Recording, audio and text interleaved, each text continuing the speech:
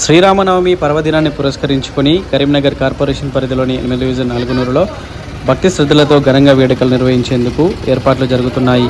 అలుగునూరులో గల శ్రీ శివాలయ భక్తాంజనేయ స్వామి దేవాలయం మరియు శ్రీ శివాంజనేయ లక్ష్మీనరసింహస్వామి దేవాలయాలలో ప్రతి ఏటా మాదిరిగానే ఈ సంవత్సరం కూడా శ్రీ సీతారాముల కళ్యాణ మహోత్సవాన్ని అంగరంగ వైభవంగా నిర్వహించేందుకు ఆలయ కమిటీ విస్తృత ఏర్పాట్లు చేస్తున్నారు.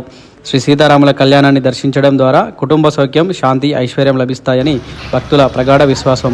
ఈ వేడుకల్లో ముఖ్యంగా శివారాధకులు అయిన శివసత్తులు పాల్గొనడం ఇక్కడి ప్రత్యేకతగా నిలుస్తోంది. శివసత్తుల భక్తి పారవశ్యం ఈ కార్యక్రమానికి ప్రత్యేక ఆకర్షణగా మారుతుంది. శివుడు, కేశవులు ఒకటే అన్న సనాతన సత్యానికి ప్రత్యక్ష నిదర్శనంగా భక్తులు భావిస్తారు. కళ్యాణ మహోత్సవం అనంతరం భక్తులకు అన్నదాన వితరణ కార్యక్రమం నిర్వహించనున్నట్లు ఆలయ కమిటీ సభ్యులు తెలిపారు. పెద్ద ఎత్తున భక్తులు పాల్గొని స్వామివారి ఆశీర్వాదాలు పొందాలని నిర్వాహకులు తెలిపారు.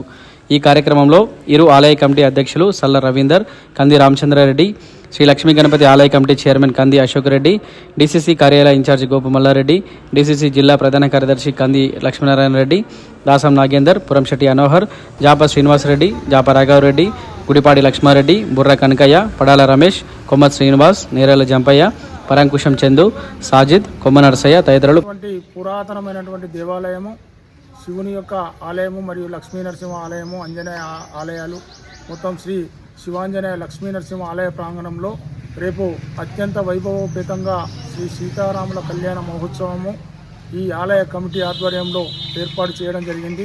ఉదయం 11:45 అభిజిత్ లగ్న పుష్కరాంశ సుముహూర్తమున వేదమూర్తులైనటువంటి బ్రాహ్మణుల చేత కనుల పండుగ అత్యంత వైభవోపేతంగా శ్రీ సీతారాముల చంద్రుల కళ్యాణ మహోత్సవం అనేది ఘనంగా భక్తుల సహకారంతో, ఇక్కడ ఉన్నటువంటి శాశ్వత చందాదారుల సహకారంతో ఆలయ కమిటీ ఘనంగా నిర్వహించబోతుంది. ఈ కార్యక్రమానికి అందరూ సమస్త భక్తులు కూడా హాజరై ఇక్కడ ఉన్నటువంటి కళ్యాణ మహోత్సవాన్ని వీక్షించి ధన్యులై ఇక్కడ ఇచ్చేటువంటి తీర్థ ప్రసాదాలను స్వీకరించి అన్న ప్రసాద వితరణ కార్యక్రమం కూడా కలిగింది. మరి ఆలయ యొక్క కమిటీ తరఫున మేము ఈ అన్న ప్రసాద కార్యక్రమాన్ని నిర్వహించబోతున్నాం.